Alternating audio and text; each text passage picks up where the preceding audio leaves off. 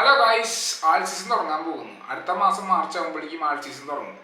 High chance ഉണ്ട് ആൾ season തുടങ്ങാൻ. ഏതൊരു ഇപ്പോൾ $2,800 നിൽക്കുന്നത്, $3,000-5,000 ഒക്കെ ആവാം. ഏതൊരുത്തിന് പെട്ടെന്നാവും. പിന്നെ നിങ്ങൾ കാര്യം മനസ്സിലാക്കണം, ഇത് ഇൻസ്റ്റിറ്റ്യൂഷണൽ ഡ്രിവൺ ആൾ സീസൺ ആണ്. എന്ന് വെച്ചിട്ടുണ്ടെങ്കിൽ യൂട്ടിലിറ്റി ഡ്രിവൺ ആൾ സീസൺ ആണ്. അപ്പോൾ യൂട്ടിലിറ്റി ടോക്കൺസിലാണ് നമ്മൾ കൂടുതൽ സമയം കൊടുക്കേണ്ടത്. വെച്ചിട്ടുണ്ടെങ്കിൽ അവരായിരിക്കും കൂടുതൽ പമ്പ് ചെയ്യാനുള്ള ചാൻസ്. മീം കോയിൻ ബേസ്ഡ് ആൾ സീസൺ അല്ല, ഹൈപ്പ് ഡ്രീവൺ ആൾ സീസൺ അല്ല. 2021 ആൾ സീസൺ ഹൈപ്പ് ഡ്രീവൺ ആണ്. കാരണം വെച്ചിട്ടുണ്ടെങ്കിൽ അന്ന് എല്ലാവർക്കും 2000 നോട്ടൊക്കെ കയ്യിൽ കൊടുത്തിട്ടുണ്ടായിരുന്നു ഗവൺമെന്റ്. മനസ്സിലായോ? ആ ഈ 2000 നോട്ടൊക്കെ എടുത്തിട്ട് അവർ $2,000 $1,000 ഒക്കെ വെച്ച് കൊടുത്തിരുന്നു എല്ലാവർക്കും. ഈ കാശ് എടുത്തിട്ട് അവർ പൊട്ടിച്ചു ക്രിപ്റ്റോ മാർക്കറ്റ്സിൽ. കുറേ ഒരു കാശ് ഉണ്ടാക്കി. കുറേ എന്ന് വെച്ചിട്ടുണ്ടെങ്കിൽ ഭൂരിഭാഗം ആൾക്കാരും കാശ് കൊണ്ട് നശിപ്പിച്ചു. കുറച്ച് ആൾക്കാർ നല്ല കാശ് ഉണ്ടാക്കി. പിന്നെ ഉണ്ടാക്കിയ ആൾക്കാർ നശിപ്പിച്ചോന്ന് എനിക്കറിയില്ല. ആർക്കറിയാം, ചിലപ്പോൾ നശിപ്പിച്ചിട്ടുണ്ടാവും. പക്ഷേ ഈ സീസൺ അങ്ങനത്തെ സീസൺ അല്ല. ഇത് ഇൻസ്റ്റിറ്റ്യൂഷണൽ ഡ്രിവൺ ആൾ സീസൺ ആണ്. റീറ്റെയിൽ ഇൻവെസ്റ്റേഴ്സ് ഒക്കെ ബ്രോക്കാണ്. ഫസ്റ്റ് മനസ്സിലാക്കണം. അവരുടെ കാശ് കുറേയൊക്കെ പോയി. ഇനി ആൾക്കാരുണ്ട് കുറച്ച് പേര്. അവർ ബോധപൂർവ്വം ഇൻവെസ്റ്റ് ചെയ്തിട്ടുണ്ടെങ്കിൽ അവർക്ക് കാശ് മെയിൻറ്റെയിൻ ചെയ്തൊക്കെ പോവാം. സസ്റ്റൈനബിൾ രീതിയിലൊക്കെ നീങ്ങാം. അല്ലെങ്കിൽ അവരുടെ കാശും പോവും. എന്തായാലും ഇൻസ്റ്റിറ്റ്യൂഷൻസ് യൂട്ടിലിറ്റി പ്രൊജക്ട്സിലായിരിക്കും കൂടുതൽ കണ്ണുവയ്ക്കുക. മനസ്സിലായ?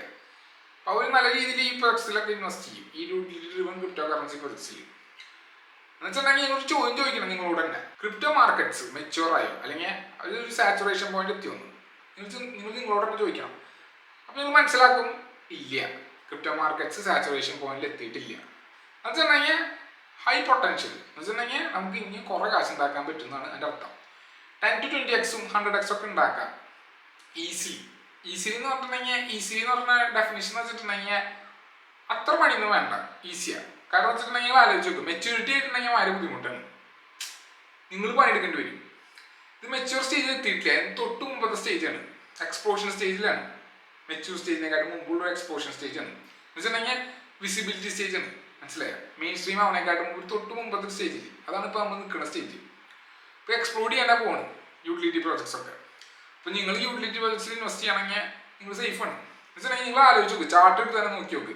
എല്ലാ യൂട്ടിലിറ്റി പ്രോജക്ട്സ് ഏകദേശം 10 to 20x അല്ലെങ്കിൽ 2x 3x അല്ലെങ്കിൽ 10 to 20x മിനിമം ചാർട്ടിൻ്റെ അടിയിലാണ്, ഓൾ ടൈം ഹൈയുടെ അടിയിലാണ് നിൽക്കുന്നത്. അപ്പോൾ നമുക്കറിയാം എങ്ങനെ പോലും 20x അടിക്കുന്നു.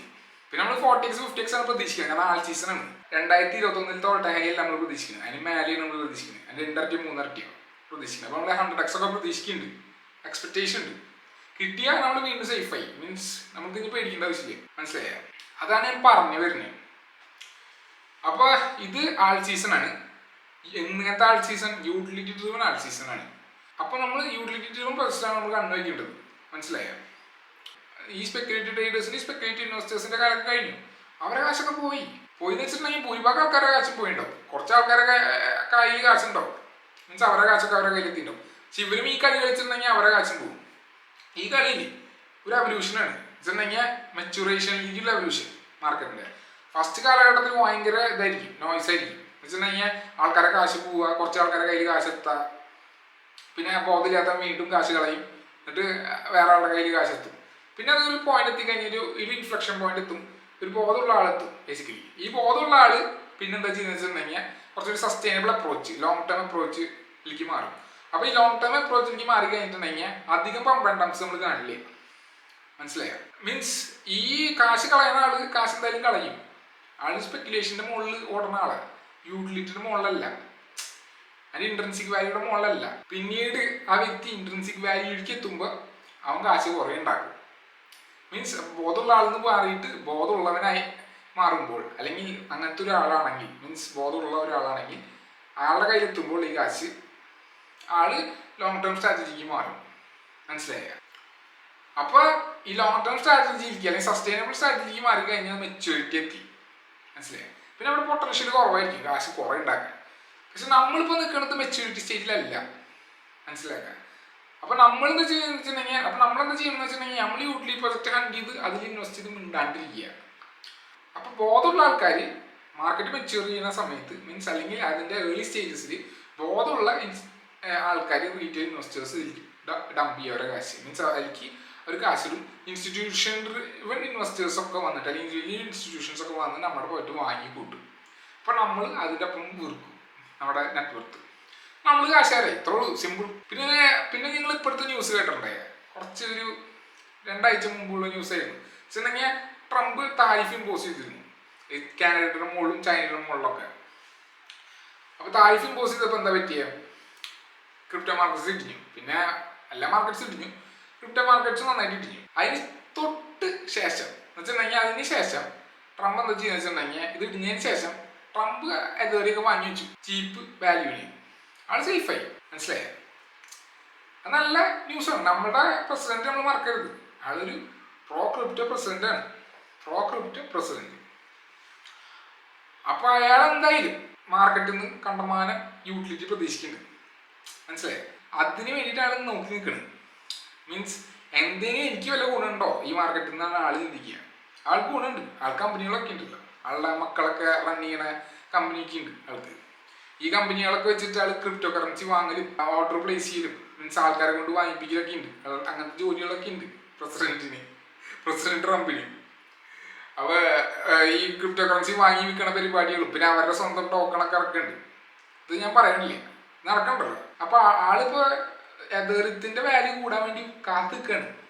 അതിനുവേണ്ടി എല്ലാ പരിശ്രമങ്ങളും നടത്തുന്നുണ്ട്. ആള് പറഞ്ഞ എതേറിയം $10,000 പോകുന്നൊക്കെ പറയുന്നുണ്ട്.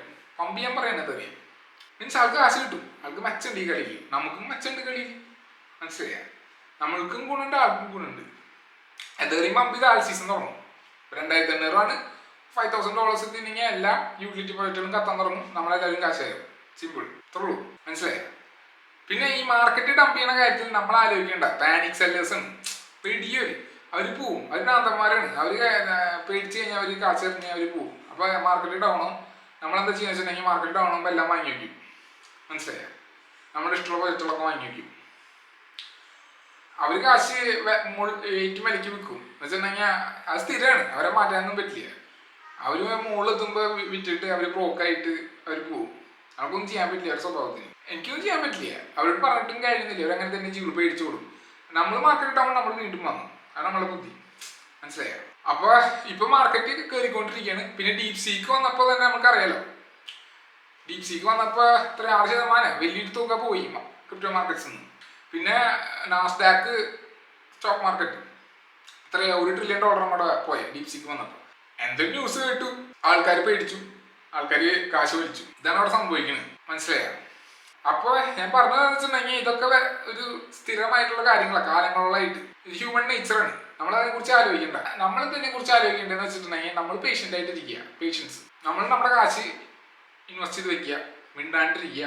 100x അടിക്കുമ്പോൾ റിട്ടയർ ചെയ്യുക, അത്രൂ. അല്ലെങ്കിൽ 20x 50x അടിക്കുമ്പോൾ റിട്ടയർ ചെയ്ത് മിണ്ടാണ്ടിരിക്കുക, മനസ്സിലായോ. പിന്നെ നമ്മൾ കാര്യം മനസ്സിലാക്കുന്നത് പ്രോ ക്രിപ്റ്റോ പ്രസിഡന്റ് ആണ്. പിന്നെ ഇലോൺ മസ്കും ഈ പ്രോ ക്രിപ്റ്റോ ആണ്. ആൾക്കും ക്രിപ്റ്റോനോട് വലിയ താല്പര്യമൊക്കെയുണ്ട്, മനസ്സിലായോ.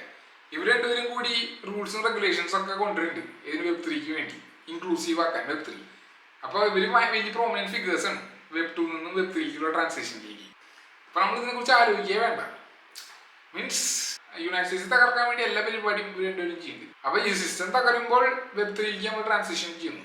ഇപ്പൊ പൂർണ്ണമായിട്ട് Web3 എത്തിയിട്ടില്ല, അതിന്റെ ഒരു സൂചന നമ്മൾ കണ്ടിട്ടില്ല. പൂർണ്ണമായ Web3 എന്ന് വെച്ചിട്ടുണ്ടെങ്കിൽ മറ്റേ കമ്മ്യൂണിറ്റി ബേസ്ഡ് മോഡൽസിലേക്കൊക്കെ മാറണം. ഡീസെൻട്രലൈസ് സൊസൈറ്റീസ് ഒക്കെ വരണം. അത് ഞാൻ കണ്ടിട്ടില്ല. അത് വരും മാർക്കറ്റ് മെച്യൂറേഷന് ശേഷം. അതിന് മുമ്പ് നമ്മൾ പ്രസിഡന്റ് ക്രിയേറ്റ് ചെയ്യണം. നമ്മളല്ല, ഇലോൺ മസ്ക് ആയിട്ട് പ്രസിഡന്റ് ക്രിയേറ്റ് ചെയ്യും. ആള് യുണൈറ്റഡ് സ്റ്റേറ്റ്സ് തന്നെ തകർത്ത് കളയും. അതാണ് പരിപാടി വരാൻ പോണത്. ആള് ഫെഡറൽ എംപ്ലോയീസിനൊക്കെ വെട്ടി മാറ്റും, മനസ്സിലായോ. അവരൊക്കെ ഫയർ ചെയ്യും. അത് മാത്രമല്ല, ഏറ്റവും ലോവർ പേയിങ് ഫെഡറൽ എംപ്ലോയീസിനൊക്കെ ആയിരിക്കും ആള് കട്ട് ചെയ്ത് കളയുക. ഹയർ പേയിങ് ഫെഡറൽ എംപ്ലോയീസിനെ ആള് കീപ്പ് ചെയ്യണമെന്നൊക്കെയാണ് പറഞ്ഞു വരുന്നത് ന്യൂസിൽ. പക്ഷെ എന്നാലും നമ്മൾ മനസ്സിലാക്കണം, ഇലോൺ മസ്ക് ആയിട്ട് അത് ചെയ്തോളൂ. മീൻസ് എങ്ങനെയൊക്കെയാണ് ആ സിസ്റ്റത്തിനോട് ഹേറ്റ്രിഡ് ക്രിയേറ്റ് ചെയ്യുക എന്നാണ് നമ്മൾ ആലോചിക്കേണ്ടത്.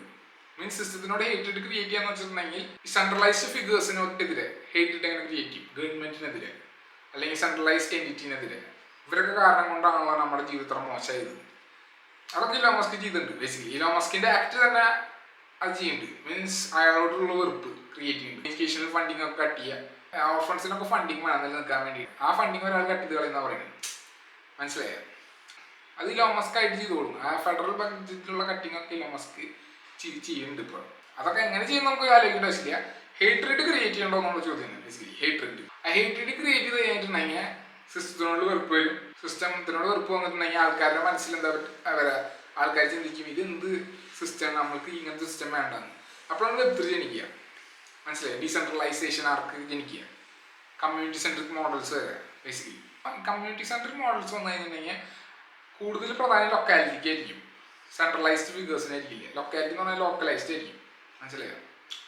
ഈ ലോക്കലൈസ്ഡ് ആൾക്കാരിൽ കുറച്ചുകൂടി ആൾക്കാർ ലോക്കലൈസ്ഡ് രീതിയിലായിരിക്കും അവർ ഓപ്പറേറ്റ് ചെയ്യാം. മനസ്സിലായി? അവരുടെ കമ്മ്യൂണിറ്റിയിൽ. അപ്പോൾ കമ്മ്യൂണിറ്റി ഡ്രിവൻ മോഡൽസ് വന്നു കഴിഞ്ഞിട്ടുണ്ടെങ്കിൽ കുറച്ചുകൂടി എഫിഷ്യൻ്റ് ആയിരിക്കും പ്രോസസ്സുകൾ. മനസ്സിലായി? ഇപ്പോൾ 1000 ആമസോൺ പോലെയൊക്കെ ഒരു കമ്മ്യൂണിറ്റിയിൽ പല ആമസോൺസ് ഉണ്ടാവും. അങ്ങനെ കുറച്ചും കൂടി എഫിഷ്യൻ്റ് ആവും കാര്യങ്ങൾ. അപ്പോൾ ഞാൻ പറഞ്ഞു വരുന്നത് വെച്ചിട്ടുണ്ടെങ്കിൽ ഇപ്പോൾ ഒരു തരംഗമാണ് നടന്നുകൊണ്ടിരിക്കുന്നത്, റവല്യൂഷൻ. അത് ഇലോൺ മസ്ക് ആയിട്ടാണ് കൊണ്ടുവരുന്നത്. ഇലോൺ മസ്ക് തന്നെ അമേരിക്കനെ തകർത്ത് കളയുമ്പോൾ പുതിയ മോഡലുകൾ വന്നുകൊണ്ടിരിക്കും. മനസ്സിലായി? പുതിയ മോഡലുകൾ വന്നു കഴിഞ്ഞിട്ടുണ്ടെങ്കിൽ വെബ്3 വരും, ജയിക്കാൻ തുടങ്ങും. മീൻസ് കമ്മ്യൂണിറ്റി സെൻട്രിക് മോഡൽസ് വരും. ആൾക്കാർ ജയിക്കും. ഇതെന്ത് കുറിച്ചൊരു സിസ്റ്റം നോക്കിയ കമ്മ്യൂണിറ്റി സെൻട്രിക് മോഡൽ നോക്കിയ ആ കമ്മ്യൂണിറ്റി, നമുക്ക് അവിടെ പോയിട്ട് ജീവിക്കാം. കാരണം അവിടെ എനിക്ക് കൂടുതൽ ബെനിഫിറ്റ്സുകൾ കിട്ടുന്നുണ്ട്, എനിക്ക് ഒരു ബിലോങ്ങിങ് കിട്ടുന്നുണ്ട്. മീൻസ് എനിക്ക് നെസസറി ഫണ്ടിങ് കിട്ടുന്നുണ്ട് കോൺട്രിബ്യൂട്ട് ചെയ്യാൻ ആ കമ്മ്യൂണിറ്റിയോട്. അതൊക്കെയല്ല മനുഷ്യന് ആഗ്രഹം. മനുഷ്യന് ഒരു ഘടകമുണ്ട്, വെൽബീയിങ് എന്ന് പറഞ്ഞ ഘടകം, ബിലോങ്ങിങ് എന്ന് പറഞ്ഞ ഘടകമുണ്ട്, പിന്നെ നെസസറി ഫണ്ടിങ് വേണം കോൺട്രിബ്യൂട്ട് ചെയ്യാൻ, ഒരു മീനിങ് ഫുൾ ലൈഫ് ലീഡ് ചെയ്യാൻ. ഇതൊക്കെ നടക്കാൻ പോകുന്ന കാര്യങ്ങളാണ്. മീൻസ് 6 months 12 months ശേഷം, അല്ലെങ്കിൽ 1 year 2 years ശേഷം ഇതൊക്കെ നടക്കുന്നതായും. പക്ഷെ ഇതാണ് എവല്യൂഷൻ മാർക്കറ്റ്സിൻ്റെ. ഇങ്ങനെ നടന്നില്ലെങ്കിൽ സസ്റ്റൈനബിൾ ആർക്കിലേക്ക് പോവില്ല. വെച്ചിട്ടുണ്ടെങ്കിൽ ഇലോൺ മസ്കും ട്രംപും എനിക്ക് രണ്ടുപേരും വ്യക്തിപരമായി വലിയ വിഷമമൊന്നുമില്ല, രണ്ടുപേരും അടിപൊളിയാണ്, നൈസൊക്കെയാണ്. അവർ രീതിയിൽ അവർ ഈ സിസ്റ്റം തകർത്ത് കളഞ്ഞു കഴിഞ്ഞിട്ടുണ്ടെങ്കിൽ, അവർ ചെയ്ത കാര്യങ്ങളൊക്കെ വെച്ചിട്ട് തകർത്ത് കളഞ്ഞു കഴിഞ്ഞിട്ടുണ്ടെങ്കിൽ ആൾക്കാർക്ക് ഒരു ഇത് വരും, ഹേറ്റ്രിഡ്. ആ ഹേറ്റ്രിഡാണ് വെബ്3 ജനിപ്പിക്കുക. എനിക്ക് ഇവർ രണ്ടുപേരും വെറുപ്പൊന്നുമില്ല, ഇലോൺ മസ്കിനും ട്രംപിനോടും വ്യക്തിപരമായിട്ട്. കാരണം വെച്ചിട്ടുണ്ടെങ്കിൽ ഇവര് അവർക്ക് ഇഷ്ടമുള്ള പോലെയാണ് ചെയ്യുന്നത്, അവർക്ക് ബെനിഫിറ്റ് ചെയ്യുന്ന രീതിയിലാണ് ചെയ്യുന്നത്. ജനങ്ങളുടെ രീതിയിൽ മാറും കുറച്ച് കഴിഞ്ഞിട്ടുണ്ടെങ്കിൽ. മനസ്സിലായ? ഒരുപാട് പഠിക്കണം, അതായത് ഫസ്റ്റ് ഹാൻഡ് എക്സ്പീരിയൻസിൽ കൂടെ പഠിക്കണം എന്നാണ് എൻ്റെ അഭിപ്രായം. ചിലവർ വൈക്കാരിയസ്ലി പഠിക്കും, കണ്ടറിഞ്ഞ് പഠിക്കും, ഒബ്സർവേഷനിൽ പഠിക്കും, മിമിക് ചെയ്യാൻ പഠിക്കും. ചിലവർ അടികിട്ടി പഠിക്കും, കൊണ്ട് പഠിക്കും. പണ്ടത്തെ പറച്ചിലുണ്ട്, കൊണ്ടിട്ടില്ലെങ്കിൽ കണ്ടു പഠിക്കും. മനസ്സിലായി? കണ്ടുപഠിക്കുന്നതാണ് കുറച്ചുകൂടി നല്ലത്. പക്ഷെ ആൾക്കാർ കൊണ്ടിട്ടേ പഠിക്കുള്ളൂ. അപ്പോൾ കൊണ്ട് പഠിക്കാനാണ് എല്ലാവരും പോകുന്നത്.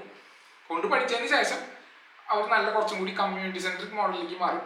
വെച്ചിട്ടുണ്ടെങ്കിൽ നമ്മൾ കമ്മ്യൂണിസം അല്ല, ഹെവി ക്യാപിറ്റലിസം അല്ല, ഒരു മോഡറേഷൻ, ഒരു ബാലൻസ്. വെച്ചിട്ടുണ്ടെങ്കിൽ കമ്മ്യൂണിറ്റിയും ഇൻഡിവിജ്വലിസവും ബാലൻസും ബേസിക്കലി അങ്ങനത്തെ ഒരു ബാലൻസ്ഡ് മോഡറേഷനിലേക്കാണ് മാറിക്കൊണ്ടിരിക്കുന്നത്. ഇതാണ് സംഭവിക്കാൻ പോണത്. മീൻസ് നമ്മൾ വെയിറ്റ് ചെയ്യാണ്, പേഷ്യൻ്റ് വെയിറ്റ് ചെയ്യണം. പക്ഷെ നമ്മളങ്ങനെ പോയി ആൾസീസിൻ്റെ കാര്യത്തിൽ നമ്മൾ പേടിക്കേണ്ട ആവശ്യമില്ല. നമ്മളങ്ങനെ പോലും കാശ് കുറേ ഉണ്ടാക്കും, ഉറപ്പാണ്. നിങ്ങൾ പേടിക്കേണ്ട ആവശ്യമില്ല. പക്ഷേ ഈ കാര്യത്തിൽ അങ്ങനെയാണ് സംഭവിക്കാൻ പോകുന്നത്. ശരിക്കും കാശല്ല ഇവിടുത്തെ പ്രാധാന്യം, കാശാണ് പ്രാധാന്യം. പക്ഷെ വെബ്3 സംഭവിച്ച ഡീസെൻട്രലൈസേഷനാണ്. മനസ്സിലായത്? പല ആൾക്കാരും വലിയ സ്കെയിലിൽ ഡീസെൻട്രലൈസേഷനെ കൊണ്ടുവരാൻ നോക്കിയിട്ടുണ്ട്, ഒക്കെ പരാജയപ്പെട്ടു പോയി. ഇത് ആണ് അടുത്ത ഘട്ടം ഡീസെൻട്രലൈസേഷൻ്റെ. അതിനുവേണ്ടി നമ്മൾ വെയിറ്റ് ചെയ്യും. ഒരു കാര്യമുണ്ട്, ഈ ഡീസെൻട്രലൈസ് സിസ്റ്റംസ് ഒക്കെ ഉണ്ടാക്കിയിട്ട് വലിയ കാര്യമൊന്നുമില്ല. ആൾക്കാരുടെ മനോഭാവം കൂടി മാറണം, അവരും കൂടി ഡീസെൻട്രലൈസ്ഡ് ആവണം. മനസ്സിലായോ? അവരുടെ മനസ്സും ഡീസെൻട്രലൈസ്ഡ് പോലെ ആവണം. മീൻസ് ഒരു ബാലൻസ് വേണം, പരിസ്ഥിതിനെ കുറിച്ചും പിന്നെ അവനെ കുറിച്ചുള്ള ഒരു ചിന്ത അവൻ കൊണ്ടുവരണം. എന്ന് വെച്ചിട്ടുണ്ടെങ്കിൽ പരിസ്ഥിതി നശിപ്പിക്കാനും പാടില്ല, പക്ഷെ എൻ്റെ കാര്യങ്ങൾ ഞാൻ ചെയ്യണം എൻ്റെ സെൽഫ് ഇൻട്രസ്റ്റിന് വേണ്ടി. അങ്ങനത്തെ ഒരു മൈൻഡ് സെറ്റ് കൊണ്ടുവരണം, എന്നാലും മാത്രം നിലനിൽക്കുള്ളൂ പരിസ്ഥിതി. മനസ്സിലായോ? അല്ലെങ്കിൽ വെറുതെ ഒരു കമ്മ്യൂണിറ്റി സെൻട്രിക് മോഡൽ കൊണ്ടുവന്ന് വെച്ചിട്ടുണ്ടെങ്കിൽ കാര്യമില്ല, അത് നശിപ്പിച്ച് കളയും ആൾക്കാർ അവരുടെ അവസ്ഥയ്ക്ക് വേണ്ടിയിട്ട്, അവരുടെ ഗ്രീഡിനോ അല്ലെങ്കിൽ വേറെ എന്താ ബെനിഫിറ്റിന് വേണ്ടിയിട്ട് അവർ ചെയ്യുന്നത്. ഇതൊന്നും വിഷയമല്ല. നമുക്ക് നമ്മുടെ അവസ്ഥ എന്ന് വെച്ചിട്ടുണ്ടെങ്കിൽ കാശ് ഉണ്ടാക്കുക, 10 to 20 100x ഉണ്ടാക്കുക, പിന്നെ കഴിഞ്ഞ് പിന്നെ നമ്മൾ വെയിറ്റ് ചെയ്യാം വെബ്3ക്ക്. ഇത്രേ ഉള്ളൂ. പിന്നെ നമ്മൾ വെബ്3 കൂടുതൽ ഇമ്പോർട്ടൻസ് കൊടുക്കാൻ പോകുന്നത് എനിക്ക് തോന്നുന്നു വെൽബീയിങ്ങിനായിരിക്കും. ഇവർക്ക് അനാവശ്യമായി കഷ്ടപ്പെടുന്നൊന്നും വെബ്3 ഇല്ല. പിന്നെ സെൻട്രലൈസ് അതോറിറ്റിക്ക് വേണ്ടി സെൻട്രലൈസ് ഫിഗറിന് കൂടുതൽ ബഹുമാനം കൊടുക്കുക, ഒരു സ്റ്റാറ്റസ്കോപ്പ് iOS ജനറേറ്റ് ചെയ്യുക, അതൊന്നും ആവശ്യമില്ല. ഡീസെൻട്രലൈസേഷൻ എന്ന് പറഞ്ഞാൽ സ്റ്റാറ്റസ്കോ ഇല്ല, മോഡലിംഗ് ഇല്ല. ബേസിക്കലി എല്ലാവർക്കും ഒരു സേ ഉണ്ടല്ലോ സിസ്റ്റത്തിൽ, ഒരു ഹൈറാർക്കിക്കൽ സിസ്റ്റം ഇല്ല. എല്ലാവർക്കും ഒരുപോലെ ഒരു ചെക്ക് ആൻഡ് ബാലൻസ് ഉണ്ടോ, പ്രാധാന്യങ്ങളുണ്ട് എല്ലാവർക്കും, എല്ലാ വ്യക്തികൾക്കും, കമ്മ്യൂണിറ്റികളും. അതും അതിൽ ഇൻക്ലൂസീവ് ആയിരിക്കും. സിസ്റ്റത്തിൽ ഇൻക്ലൂസീവ് സിസ്റ്റം ആയിരിക്കും, എക്സ്ക്ലൂസീവ് ആവില്ല. ഹാർഡ് വർക്ക് എന്ന് പറഞ്ഞാൽ അടിസ്ഥാനപരമായിട്ട് ആർക്കും അറിയാത്തൊരു സാധനമാണ്. മനസ്സിലായോ? അത് ഉപയോഗിക്കുന്നതിന് പല കാരണങ്ങളുണ്ട്. ഹാർഡ് വർക്ക് ഉപയോഗിച്ചിട്ട് ഇപ്പോൾ എനിക്ക് ചാൻസിൽ ലോട്ടറി കിട്ടിയിട്ട് ലോട്ടറി അടിച്ചു, എൻ്റെ കയ്യിൽ ഇപ്പോൾ 3 കോടി ഉണ്ടെന്നായി. നിങ്ങൾ ആലോചിച്ച് നോക്കി. അപ്പോൾ എനിക്ക് വേണമെങ്കിൽ നിങ്ങളെടുത്ത് പറയാം, ഞാൻ കഷ്ടപ്പെട്ട പണിയെടുത്തത്, അല്ലെങ്കിൽ കഷ്ടപ്പെട്ടിട്ടാണ് ഹാർഡ് വർക്ക് വെച്ചിട്ടാണ് നേടിയത് എനിക്ക് പറയാം. സത്യാവസ്ഥയിൽ അങ്ങനെയല്ല. സത്യാവസ്ഥയിൽ അങ്ങനെയാണോ? കാരണം വെച്ചിട്ടുണ്ടെങ്കിൽ എനിക്ക് ലോട്ടറി കിട്ടിയ പക്ഷെ ഞാൻ ഹാർഡ് വർക്ക് എന്ന് പറഞ്ഞെങ്കിൽ പ്രൊട്ടക്ട് ചെയ്യാം. ഞാൻ ഭാഗ്യം കൊണ്ടാന്ന് പറഞ്ഞിട്ടുണ്ടെങ്കിൽ ഭാഗ്യം കൊണ്ടല്ലേ, അത് ചെക്കൻ ഭാഗ്യം കൊണ്ടാണ് കിട്ടിയത്, ശരിയാവില്ലല്ലോ തോന്നുന്നു. എനിക്കെന്താ ഭാഗ്യം കിട്ടാതെ എന്നൊക്കെ ചോദിച്ചു കഷ്ടപ്പെട്ടിട്ടാന്ന് പറഞ്ഞാൽ സേഫാണ്. അതിന് നമ്മൾ കഷ്ടപ്പെട്ടു എന്ന് പറയാം. പിന്നെ എങ്ങനെയും നമ്മൾ 100x അടിച്ച് കഴിഞ്ഞിട്ടുണ്ടെങ്കിൽ നമ്മൾ പറയണം, അങ്ങനെ 20x 50x അടിക്കുക, 100x അടിക്കുക, നമ്മൾ പറയും ഭയങ്കര കഷ്ടപ്പെട്ടിട്ടാണ്. അങ്ങനത്തെ കഷ്ടപ്പെട്ടിട്ടാണ്. കഷ്ടപ്പാടിന് ഒരു ഇതില്ല, ലിമിറ്റില്ല, അത്ര കഷ്ടപ്പെട്ടു ഞാൻ എന്ന് പറയാം. അപ്പോൾ അടിയുള്ള ആൾക്കാർ ചെയ്യും, ഓ ഭയങ്കര കഷ്ടപ്പെട്ടിട്ടാണല്ലോ ഇവിടെ എത്തിയത്, ഞാനും കഷ്ടപ്പെട്ടിട്ടായിരുന്നു. അപ്പോൾ അവനും കഷ്ടപ്പെടും, കുറേ കഷ്ടപ്പെട്ടിട്ട് അവൻ ചാവും ചിലപ്പോൾ പണിക്ക്. മനസ്സിലായ? അവൻ ചാവും ചിലപ്പോൾ, പക്ഷെ എന്നാലും അവൻ കഷ്ടപ്പെടുവാൻ. പക്ഷെ നമ്മൾ കഷ്ടപ്പെട്ടു എന്ന് ഒരു ധാരണ, പെർസെപ്ഷനാണ് ക്രിയേറ്റ് ചെയ്യുന്നത്. അവൻ കഷ്ടപ്പെടാണ്. കഷ്ടപ്പെടുന്ന വെച്ചിട്ടുണ്ടെങ്കിൽ അവനെ ലിമിറ്റ് ചെയ്യുന്നതിൻ്റെ അപ്പുറം അവൻ കഷ്ടപ്പെടാണ്. സ്ട്രെയിനൊക്കെ സ്ട്രെസ്സൊക്കെ ഫേസ് ചെയ്യണം. ബേസിക്കലി ഹാർഡ് വർക്ക് സബ്ജക്റ്റീവ് നോഷനാണ് അല്ലേ? നമുക്ക് പല രീതിയിലും സാധനം നേടാം. കഷ്ടപ്പെടാണ്ട് നേടാം, കഷ്ടപ്പെട്ടിട്ട് നേടാന്ന് പറയാം. കഷ്ടപ്പെടാന്ന് പറഞ്ഞ ഒരു സബ്ജക്റ്റീവ് നോഷനാണ്. വെച്ചിട്ടുണ്ടെങ്കിൽ ചില കാര്യത്തിൽ ടാലൻ്റ് ഉള്ള ആൾക്കാർക്ക്, പടം വരയ്ക്കുന്ന ആൾക്കാർക്ക്, ആൾ പടം വര യൂസ്ഡ് ആയിട്ടുള്ള ഒരാളായിരിക്കും. ആൾ എക്സ്പീരിയൻസ് ചെയ്യേണ്ട വലിയ കഷ്ടപ്പാട്. ആൾക്ക് അതിൽ $1,00,000 കിട്ടായിരിക്കും, $5,00,000 കിട്ടായിരിക്കും പടം വരയ്ക്ക്. അതുപോലെ വേറെ പടം വരച്ച ആൾക്ക് അത് കിട്ടണമെന്ന് നിർബന്ധമില്ല. ഈ $5,00,000 ആൾ പറയും മാർക്കറ്റ് ഡിമാൻഡ് ഉണ്ട്. ഡിമാൻഡ് എന്ന് വെച്ചിട്ടുണ്ടെങ്കിൽ സപ്ലൈ ഡിമാൻഡ്, ആൾക്കാർ കുറെ പെർസീവ് ചെയ്തു അതിന് ഡിമാൻഡ് ഉണ്ട്, അതുകൊണ്ട് അവർ വാങ്ങി, അവർ $5,00,000 കൊടുത്തു വാങ്ങി. അപ്പോൾ അവൻ ജയിക്കും. ഇവൻ കഷ്ടപ്പെട്ടിട്ടാണല്ലോ, ഇവനെന്ത് കഷ്ടപ്പാട്, ഇവൻ ഇങ്ങനെയൊക്കെ വരച്ചിട്ടുണ്ട്, എന്തൊക്കെ വരച്ചിട്ടുണ്ടാവും, നല്ല ഭംഗിയൊക്കെ ഉണ്ടെന്നുകൊണ്ട്. പക്ഷേ ഭംഗിയൊക്കെ പെർസെപ്ഷനിലല്ല, ഭംഗി ഉണ്ടെന്നുകൊണ്ട് ഇവന് കഷ്ടപ്പെട്ടിരുന്നില്ല എന്ന് പറയും. നീ 18 മണിക്കൂർ പണിയെടുത്തിട്ടും നീ അതിന് ഒരു ഔട്ട്പുട്ട് കാശ് കിട്ടിയിട്ടില്ലെങ്കിൽ അതിന് നീ കഷ്ടപ്പെട്ടല്ലേ എന്നാ പറഞ്ഞു. അവിടെ ഇങ്ങനെ കാണിച്ചിട്ടുണ്ടെങ്കിൽ ഇങ്ങനെ കാണിച്ചിട്ട് $1,00,000 ഉണ്ടായിരിക്കുന്ന വെച്ചിട്ടുണ്ടെങ്കിൽ ഇവൻ മുടുക്കത്തെ കഷ്ടപ്പാടല്ലോ എന്ന് പറയും. ഇങ്ങനെ പാനൊക്കെ ഇങ്ങനെ നീക്കിയാൽ മതി, എന്നിട്ട് നമ്മളൊരു പാൻ നീക്കിയിട്ട് $1,00,000 ഉണ്ടാക്കി എന്ന് പറഞ്ഞിട്ടുണ്ടെങ്കിൽ അപ്പോൾ പറയും അവൻ അത്ര കഷ്ടപ്പെട്ടു ബേസിക്കലി. അങ്ങനെയാണ്. അല്ലെങ്കിൽ കുറെ കിം കദർശനൊക്കെ ഉണ്ടല്ലോ, ഇങ്ങനെ ശരീരം കാണിച്ച് വരും, ശരീരം കാണിച്ച ആൾക്കാർ millions of dollars കൊടുക്കണം. ഇവിടെ കുറച്ച് ചെക്കന്മാർ കുറെ പഠിച്ചിട്ടൊന്നും കാര്യമില്ല ബേസിക്കലി. അവരെന്നെ എന്നിട്ട് വലിയ കാര്യങ്ങളൊക്കെ പറയും, പക്ഷേ കാശില്ല, മാർക്കറ്റ് ഡിമാൻഡ് ഇല്ല. അത്ര തന്നെ. മാർക്കറ്റ് ഡിമാൻഡ് എന്ന് വെച്ചിട്ടുണ്ടെങ്കിൽ സപ്ലൈ ഡിമാൻഡ് മാത്രമല്ല കേട്ടോ, പെർസെപ്ഷൻ ലെവലും ഉണ്ട്. പെർസെപ്ഷൻ ലെവൽ എന്ന് വെച്ചിട്ടുണ്ടെങ്കിൽ സ്ഥിരം പറയാനുള്ള ഒരു കഥയുണ്ട്, അതിന് ബിഹേവിയർ എക്കണോമിക്സ് ഇല്ലേ വെച്ചിട്ടുണ്ടെങ്കിൽ ഒരു പോളിൻ്റെ കഥയില്ലേ, ഒരു 10 രൂപയുടെ പോള് ഒരു 1,000 കിട്ടിയത് അവരോട് കൂടുതൽ ആ ഡൂഡ് എടുത്തിട്ട് അമേരിക്കയെ കൊണ്ട് വിറ്റു $1 മില്യൺ. എന്നിട്ട് ആ ഒരു മാർക്കറ്റിൽ, ലക്ഷറി മാർക്കറ്റിൽ കൊണ്ട് വിറ്റു. അവരുടെ പെർസെപ്ഷനിൽ അവർക്ക് ഇതിനെ കുറിച്ച് അറിയില്ലേ പേൾ അവിടെ നിന്ന് കിട്ടിയെന്ന്. അപ്പൊ അവർ ചെയ്യുന്നത് ഈ പേൾ എന്ന് വെച്ചിട്ടുണ്ടെങ്കിൽ ഇത്ര വില കൂടി പേളാന്ന് വെച്ചിട്ട് അവർ $1 മില്യൺ ഈ പേളിന്റെ പീഡ് $1 മില്യൺ ഉണ്ട്. ഇവൻ 10 രൂപയ്ക്ക് 10 റുപ്പീസ് ആണ് ഒരെടുത്ത്. പക്ഷെ 10 റുപ്പീസ് 0.1 സെന്റ്. എന്നിട്ട് ഈ 0.1 സെന്റ് എടുത്തിട്ട് ആള് $1 മില്യൺ ആണ് വിൽക്കുന്നത് പേൾ. ഇയാൾ ഓടിച്ചിട്ടുണ്ടായി. ഇതൊക്കെയാണ് ജീവിതത്തിൽ സംഭവിക്കുന്നത്. പെർസെപ്ഷൻ ഉണ്ട്, അതായത് ആൾക്ക് അറിയില്ല അവിടുന്ന് വന്നേന്ന് സാധനം. അപ്പൊ അങ്ങനെയാണ് അവിടെ കാശുണ്ടാക്കിയത്. അപ്പൊ ആള് പറയും ഞാൻ ഭയങ്കര കഷ്ടപ്പെട്ടിട്ടാണ്, ഞാൻ എത്രയും കഷ്ടപ്പെട്ടിട്ടില്ലേ. പക്ഷെ അവിടെ വേറെ ആളുണ്ട്, ആള് ചിലപ്പോൾ വേർത്ത് കുടിക്കൊക്കെ ഉണ്ടാവും, പക്ഷെ മറ്റേ ആൾ സുഖമായിട്ട് $1 മില്യൺ ഒക്കെ അടിച്ചുണ്ടാക്കും. മനസ്സിലായോ? ചിലവർക്ക് ചില ശരീരപ്രകൃതി ഉണ്ടാവും, ചിലവർക്ക് ഇഷ്ടപ്പെടുന്നത്. അപ്പൊ അവർക്ക് ഡിമാൻഡ് തോന്നിപ്പിക്കും ആ ശരീരപ്രകൃതിനെ. കുറെ ആൾക്കാർക്ക് ഇങ്ങനത്തെ ഒരു സാധനം. ചിലവർക്ക് കേൾക്കേണ്ട കാര്യം കേൾക്കുമ്പോൾ ഇഷ്ടപ്പെടും. കഷ്ടപ്പെട്ടിട്ടൊന്നല്ല, അവർക്ക് കേൾക്കേണ്ട കാര്യം കേട്ടു, അവർക്ക് ആശയം കുറവ് ഉണ്ടാക്കിയാൽ ജയിക്കുമ്പോൾ നമുക്ക് അവിടെ കഷ്ടപ്പെട്ടിട്ടില്ല. അവരങ്ങനെ ചിന്തിക്കുക, അത് പ്രയാസമാണ്. അവൻ കഷ്ടപ്പെട്ടിട്ടാണ് അവിടെ എത്തി, കഷ്ടപ്പെട്ടിട്ട് എന്ന് പറയും. ശരിക്കും പ്രയാസം അവനെ ഫീഡ് ചെയ്ത് കൊടുത്തു. അപ്പോൾ അവൻ വേറെ പ്രയാസം ഉണ്ട്, അവന് ഹാർഡ് വർക്ക് എന്ന് പറഞ്ഞ നോഷനുടെ ഉള്ളിലുണ്ട് ബിൽഡായിട്ട്. ആ സാധനം വരും. അവൻ മറ്റേവനുണ്ട് അവിടെ കിടന്നിട്ട് നട്ടെല്ലാം കുടിഞ്ഞ് ഡോക്ടറൊക്കെ ആവാൻ പോയേ പൊട്ടൻ. പൊട്ടനെന്നല്ല ബുദ്ധിയുള്ള ആളാണ്. പക്ഷെ ഞാൻ പറഞ്ഞു തരുന്നുള്ളൂ, അവൻ ജയിക്കുന്നുണ്ടോ അറിയാം. ഞാൻ പൊട്ടനെ പറയാൻ കാരണം വെച്ചാൽ കോമൺ സെൻസ് എന്ന് പറഞ്ഞത്തോളൂ. ഞാൻ പൊട്ടനൊന്നും വിളിച്ചില്ല അവരെ. കോമൺ സെൻസ് ഇല്ലാണ്ടല്ല, അവന് അങ്ങനത്തെ ഒരു അറിവ് കിട്ടിയിട്ടില്ല, അവന് മനസ്സിലാക്കാനുള്ള ഒരു റിസപ്റ്റിവിറ്റി വന്നിട്ടില്ല എന്ന് പറയാൻ നമുക്ക്. അപ്പോൾ അത് വന്നു കഴിഞ്ഞാൽ അവന് മനസ്സിലാവും. വെച്ചിട്ടുണ്ടെങ്കിൽ അവനിൻ്റെ കാര്യം, ഞാൻ ചെയ്യുന്ന കാര്യത്തിന് ഡിമാൻഡൊന്നും ഇല്ല, അത്ര തന്നെ. ആൾക്കാർക്ക് കേൾക്കേണ്ട കാര്യങ്ങളൊന്നുമല്ല ഡോക്ടറെ പറയണത്. അവന് ഇത് ശരിക്കും അവനോട് ഗുണമുള്ള കാര്യങ്ങളായിരിക്കില്ല, അവനോട് ഇഷ്ടമുള്ള കാര്യങ്ങൾ നിർബന്ധമൊന്നുമില്ല. അപ്പോൾ ഈ ഡോക്ടറിന് അത്ര കാശ് കിട്ടുന്നുണ്ടാവില്ല. ഇവനാണെങ്കിൽ ചറപറാന്ന് പറഞ്ഞാൽ കാശ് കിട്ടും. അപ്പോൾ അവനെ കഷ്ടപ്പെടണം, മുമ്പ് ജയിക്കുമ്പോൾ അവനെ കഷ്ടം ഇനിയും കഷ്ടപ്പെടണം. അത്ര കഷ്ടപ്പെട്ടിട്ടും കാര്യമില്ല, അവൻ വേർത്ത് കുടിക്കായിരിക്കും. കഷ്ടപ്പെടുന്ന വെച്ചാൽ അവന് എക്സേർട്ട് ചെയ്യണം കൂടുതൽ ഫോഴ്സ് അവൻ്റെ ബോഡിയുടെ മുകളിൽ അവൻ്റെ മെൻ്റൽ ജിംനാസ്റ്റിക്സ് നടത്തിക്കൊണ്ടിരിക്കുക. പക്ഷെ അവർക്ക് കാശ് കിട്ടണില്ലേ, മനസ്സിലായ? അപ്പം അതൊക്കെ വെറും ഒരു സബ്ജക്റ്റീവ് നോഷനാണ് കഷ്ടപ്പെടുന്നത്. മാർക്കറ്റ് ഡിമാൻഡ് എന്ന് വെച്ചിട്ടുണ്ടെങ്കിൽ ഞാനൊരു കഥ പറഞ്ഞുതരാം നിങ്ങൾക്ക്. നിങ്ങൾ ജസ്റ്റ് ഒന്ന് ആലോചിച്ച് നോക്ക്. നിങ്ങൾ മാർക്കറ്റില്ലാത്ത സാധനം നിങ്ങൾ എത്ര ബുദ്ധിമുട്ട് ഇൻഡസ്ട്രിയിൽ പോയിട്ട്, മീൻസ് നിങ്ങൾ ഓഡിയോറിയൽ ഇൻഡസ്ട്രിയിലാണ് നോക്കി, സ്പൈസ് ഓഡിയോറിയൽ ഇൻഡസ്ട്രിയിലാണ് വർക്ക് ചെയ്യുന്നത് നോക്കി, നിങ്ങൾ ഭയങ്കര വലിയ ബുദ്ധിമുട്ടുള്ള ഒരു പ്രൊഡക്റ്റ്, ബുദ്ധിമുട്ടെന്ന് പറഞ്ഞാൽ അവനെ കോംപ്ലക്സ് ആയിട്ടുള്ള കാര്യങ്ങൾ നിങ്ങൾ മനസ്സിലാക്കണം. കെമിസ്ട്രി മനസ്സിലാക്കണം, ഓർഗാനിക് കെമിസ്ട്രി മനസ്സിലാക്കണം. ഇത് മനസ്സിലാക്കിയതിന് ശേഷം നിങ്ങൾ ഓഡിയോറിയൽ ഉണ്ടാക്കാൻ പോവാണ്. സ്പൈസ് ഓഡിയോറിയൽ ഉണ്ടാക്കി കഴിഞ്ഞിട്ട് നിങ്ങൾക്ക് കാശിട്ട് കിട്ടിയില്ല, അങ്ങനെ മാർക്കറ്റില്ല. പക്ഷെ നിങ്ങൾ പ്രൊസീജിയർ കൂടുതലാണ്, ബുദ്ധിമുട്ടാണ്. പകരം നിങ്ങൾ എല്ലാവർക്കും ഇഷ്ടപ്പെടുന്ന ഒരു സാധാരണ സാധനമാണ് നിങ്ങൾ ഉണ്ടാക്കണം നോക്കി, എല്ലാവർക്കും അറിയാവുന്ന ഒരു സാധനം, അത് നിങ്ങൾ കാശുണ്ടാക്കി, മനസ്സിലായി? അപ്പോൾ ഒരു ചായ വിറ്റിട്ടാ അതിനൊക്കെ ചായപ്പൊടി വിറ്റിട്ടൊക്കെ കാശുണ്ടാക്കി നോക്കി. നിങ്ങൾ കണ്ടമാനം കാശുണ്ടാക്കണം. ഇത്രയും ബുദ്ധിമുട്ട് ഒക്കെ നിങ്ങൾ സമയം പഠിച്ചിട്ടൊക്കെ ചെയ്തിട്ട് നിങ്ങൾക്ക് അധികം കാശ് കിട്ടണില്ല. ആൾക്കാരുടെ പെർസെപ്ഷനിൽ ഈ കാശുണ്ടാക്കിയ ആൾക്കാർക്ക് കൂടുതൽ പെർസെപ്ഷൻ. കാരണം വെച്ചിട്ടുണ്ടെങ്കിൽ നല്ല കഷ്ടപ്പെട്ടിട്ടുണ്ടെന്ന് പറയും. മറ്റേ കണ്ടമാനം പഠിച്ചിട്ടുണ്ടാവും, മീൻസ് ഈ കാര്യങ്ങൾ ചെയ്യാൻ, മനസ്സിലായി? അതിൻ്റെ ബുദ്ധിമുട്ടുണ്ട്. അപ്പോൾ ആൾക്കാർ അധികം ആഴത്തേക്ക് പോകാനുള്ള ചാൻസസ് കുറവായിരിക്കും. ഈ സാധനം ചെയ്യാനായിരിക്കും കൂടുതൽ ഇഷ്ടം. മീൻസ് ആൾക്കാരുടെ പെർസെപ്ഷനിൽ അതാണ്. അപ്പം ഇയാൾക്ക് അങ്ങനത്തെ ഒരു ബയാസ് ഇൻബിൽഡ് ഉണ്ടെങ്കിൽ, മീൻസ് കഷ്ടപ്പെടലാണ് തുല്യം, ഈ കോംപ്ലക്സ് സാധനം ഉണ്ടാക്കുന്നത് അത്ര കോംപ്ലക്സ് അല്ല, ചായ വെക്കേണ്ടത് കോംപ്ലക്സ് എന്നുള്ള ഒരു ബയാസ് ഉണ്ടെങ്കിൽ കഴിഞ്ഞു. ബേസിക്കലി ആൾ ജയിക്കുമ്പോൾ കഷ്ടപ്പെട്ടിട്ടാണ് എത്തിയത്. അല്ല, അതിന് വലിയ ഡിമാൻഡ് ഉണ്ടായിരുന്നു. പെർസെപ്ഷൻ ലെവൽ അല്ലെങ്കിൽ അത് അത്യാവശ്യമാണ്, യൂട്ടിലിറ്റി ലെവലായിരിക്കും.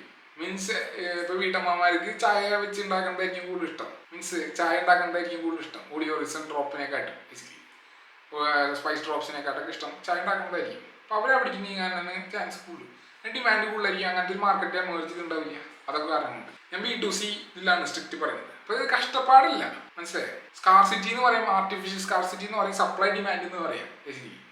അതൊക്കെ കാരണം കൊണ്ടാണ്. പിന്നെ അത് മാത്രം പോരാല്ലോ, നമ്മുടെ ഫിസിക്കൽ ക്യാരക്ടറിസ്റ്റിക്സ് അല്ലെങ്കിൽ പ്രൊഡക്റ്റ് അവർക്ക് ഇഷ്ടപ്പെട്ടു, അതിൻ്റെ കൾച്ചറൽ എക്സ്പെക്റ്റേഷൻ, ഇതൊക്കെ കൊണ്ടാണ് ബേസിക്കലി. അത് അവരുടെ പെർസെപ്ഷനിൽ അലൈൻ ചെയ്യണ്ടോ ആ പ്രൊഡക്റ്റ്, മനസ്സിലായോ? അവർക്ക് ആവശ്യമുള്ള ഒരു പ്രൊഡക്റ്റാണ്, അവർക്ക് യോജിതമായ ഒരു പ്രൊഡക്റ്റാണ്, അവരുടെ ബിലീഫ്സ് ഒക്കെ അലൈൻ ചെയ്യുന്ന ഒരു പ്രൊഡക്റ്റാണ്, മനസ്സിലായോ? അവർക്ക് ഇഷ്ടപ്പെടുന്ന ഒരു പ്രൊഡക്റ്റാണ്. ഇഷ്ടപ്പെടുന്ന വെച്ചിട്ടുണ്ടെങ്കിൽ നിങ്ങൾ കാര്യം മനസ്സിലാക്കണം. സ്ട്രിക്റ്റ്ലി ഇഷ്ടപ്പെടാന്ന് വെച്ചിട്ടുണ്ടെങ്കിൽ പ്രൊഡക്റ്റ് മാർക്കറ്റ് ഫിറ്റ് എന്ന് വെച്ചിട്ടുണ്ടെങ്കിൽ ആ പ്രൊഡക്റ്റ് യോജിതമാണോ, സൂട്ടബിൾ ആണോ ആ ഒരു പ്രത്യേക മാർക്കറ്റിന്. അല്ലാണ്ട് ബെസ്റ്റ് വേസ്റ്റ് ഒന്നും ഇല്ല. ബേസിക്കലി അവൻ്റെ മൈൻഡ് സെറ്റിന് ആ പ്രൊഡക്റ്റ് സൂട്ടബിൾ ആണോ എന്നാണ് ചോദ്യം. ആയിരിക്കാം. അപ്പോൾ അവന് ഇഷ്ടമാവും, അത്രേ ഉള്ളൂ. അതിൽ വലിയ ബെസ്റ്റും ബാഡൊന്നും ഇല്ല. ഓരോരുത്തർക്കും ബെസ്റ്റും ഓരോരുത്തർക്കും ബാഡാണ്. നല്ല സബ്ജക്റ്റീവാണ് ബേസിക്കലി, മനസ്സിലായി? എല്ലാവർക്കും അവരുടെ കഷ്ടപ്പാട് വലുതാണ്. അവരുടെ കഷ്ടപ്പാടെന്ന് വെച്ചാൽ അവന് ഒരാൾ തൊട്ടിട്ടുണ്ടെങ്കിൽ അവൻ്റെ കഷ്ടപ്പാട് വലുത്. ഞാൻ എൻ്റെ തുടരലാണ്, എനിക്ക് വലുതാണ് തുടരൽ ബേസിക്കലി. നിന്റെ 24 മണിക്കൂർ ഇങ്ങനെ കാണിക്കുന്നതൊന്നും എനിക്ക് വിഷയമല്ല, തോന്നിയ മാസം കാണിക്കുന്നതൊന്നും എനിക്ക് വിഷയമല്ല, അല്ലെങ്കിൽ എന്ത് കാണിക്കുന്നതും എനിക്ക് വിഷയമല്ല. കാരണം വെച്ചിട്ടുണ്ടെങ്കിൽ ഞാൻ നിൽക്കാണ്, എനിക്ക് എൻ്റെ ചെറിയ കാര്യങ്ങൾ വലുതാണ്, അത് ഞാൻ വലിയ ഡിമാൻഡ് പറയും. അങ്ങനെയാണ്, ഇതൊക്കെ സബ്ജക്റ്റീവാണ്. അപ്പോൾ എന്തായാലും ശരി, ഇതാണ് എനിക്ക് ഈ വീഡിയോയിൽ പറയാനുള്ളത്. അടുത്ത വീഡിയോ പറഞ്ഞവരാ. Thank you, have a nice day. നിങ്ങൾക്ക് വല്ല മനസ്സിലായി ഈ വീഡിയോയിൽ? നിങ്ങൾക്ക് ഇഷ്ടമായിട്ടുണ്ടെങ്കിൽ നിങ്ങൾക്ക് സബ്സ്ക്രൈബ് ചെയ്യാം, ലൈക്ക് അടിക്കാം, കമൻറ്റ്, അത്രേ ഉള്ളൂ. Thank you, have a nice day.